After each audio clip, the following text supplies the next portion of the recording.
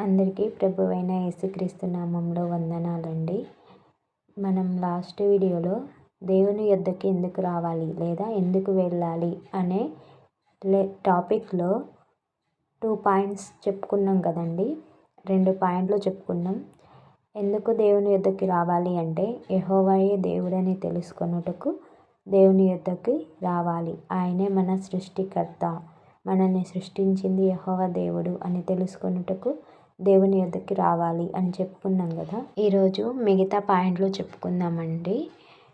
ఎందుకు దేవుని యొద్దకి రావాలి అని అంటే అపొస్తలుల కార్యములు 14:17 అయినను ఆయన ఆకాశం నుండి మీకు వర్షములను ఫలవంతములైన ఋతువులను దయచేయుచు ఆహారమును అనుగ్రహించుచు ఉల్లాసముతో మీ హృదయములను నింపుచు మేలు చేయుట చేత తన్ను గూర్చి సాక్ష్యం లేకుండా చెయ్యలేదని బిగ్గరగా చెప్పిరి. అయితే అయినను ఆయన ఆకాశం నుండి మీకు వర్షమును, మనకి ఆకాశం నుండి వర్షం ఇచ్చేది దేవుడే. మనకి ఋతువులు ఎన్ని? మొత్తం 6 ఋతువులు. అవి ఏంటేంటి? వసంత ఋతువు, గ్రీష్మ ఋతువు, వర్ష ఋతువు, శరద్ ఋతువు, హేమంత ఋతువు, శిశిర ఋతువు. అయితే ఏ కాలంలో అంటే ఋతువులు ఏ కాలంలో ఏవి ఇస్తాయో మనకు తెలుసు.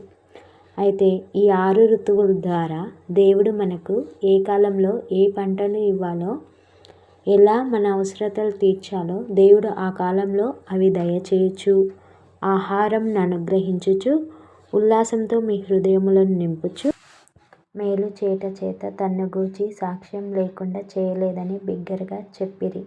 అయితే ఈ ఋతువుల ద్వారా దేవుడు మనకి ఆహారాన్ని అనుగ్రహించి దేవుడు ఆ ఆహారం చేత మనల్ని పోషిస్తున్నాడు. కాబట్టి ఈ ఋతువుల ద్వారా మనకేం తెలుస్తుంది అంటే దేవుడు మనల్ని పోషిస్తున్నాడు అని ఈ ఋతువులు మనకు దేవుని గురించి సాక్ష్యం ఇస్తున్నాయి. అంటే దేవుడు మనకి పోషకుడు, ఆయన మన పోషకుడు అని అర్థం అన్నమాట. మార్కు 16:16 నమ్మి బాప్తిసం పొందినవాడు రక్షింపబడును, నమ్మని వానికి శిక్ష విధింపబడును. మనల్ని పాపం నుండి విమోచించేది యేసుక్రీస్తు. యేసుక్రీస్తు దేవుని కుమారుడని, ప్రభువని, నా సొంత రక్షకుడని ఎవరైతే నోటితో ఒప్పుకొని బాప్తిసం తీసుకుంటారో వారికే రక్షణ ఉంటుంది. వారే రక్షించబడతారు. ఎక్కడి నుంచి? నరకం నుండి వాళ్ళే రక్షించబడతారు.